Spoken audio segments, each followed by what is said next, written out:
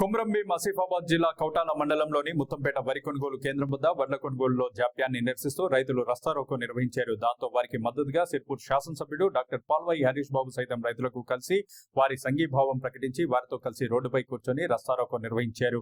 ఈ సందర్భంగా ఆయన మాట్లాడుతూ ముఖ్యమంత్రి మరియు పౌర సరఫరాల శాఖ మంత్రి తడిసిన ధాన్యాన్ని కొంటామని చెప్తున్నారని, ఇక్కడేమో మాయిస్ తప్ప తాలా అని అధికారులు తీవ్ర జాప్యం చేస్తూ రైతులను నట్టేట ముంచుతున్నారని మండిపడ్డారు. అకాల వర్షాల కారణంగా రైతులు ఆందోళనకు గురవుతున్నారని, వారిని ఆదుకోవాల్సిన బాధ్యత ప్రభుత్వంపై ఉందని స్పష్టం చేశారు. కొమరంభీం ఆసిఫాబాద్ జిల్లాలో 60,000 మెట్రిక్ టన్నులు ధాన్యం పండితే ఇప్పటి వరకు 3,500 మెట్రిక్ టన్నులు కూడా కొనుగోలు చేయలేదని విమర్శించారు.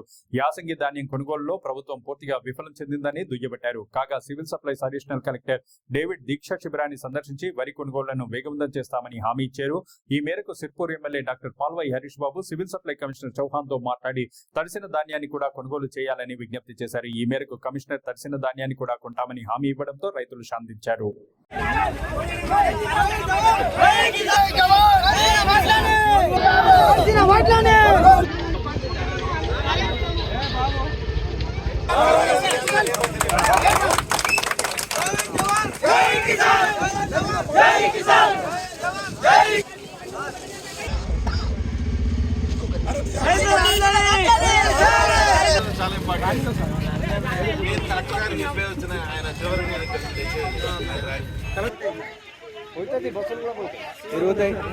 గుడి కాడ నుంచి తిరుగుతాయి.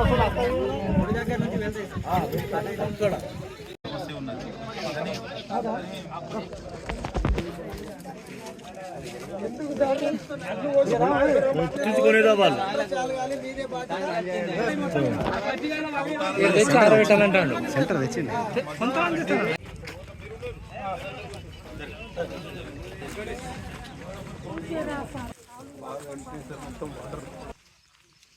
కింద పైన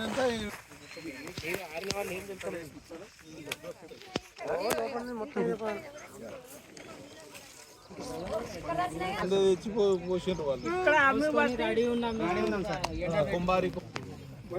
700 క్వింటల్ తుమ్మిడి వెళ్ళలేదు కదా సార్. చూడండి అక్కడ పోయి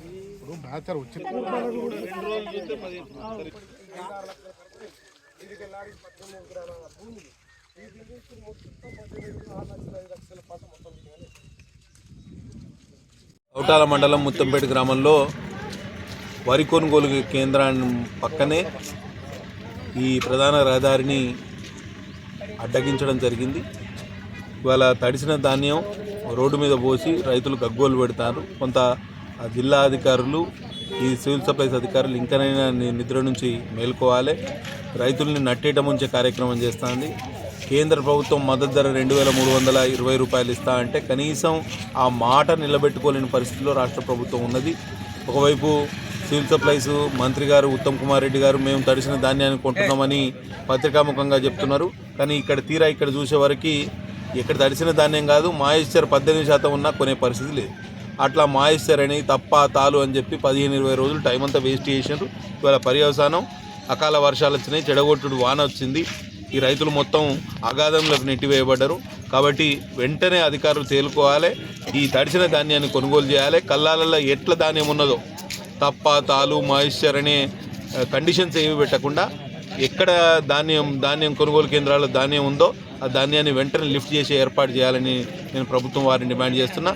మేము ఈ పోరాటాన్ని, ఈ రాస్తా రోకోను, ఈ రహదారి దిగ్బంధనాన్ని మొత్తం అధికారులు, జిల్లా అధికారులు వచ్చి ఈ రైతులకు భరోసా కల్పించే వరకు మేము ఇక్కడి నుంచి లేసేది.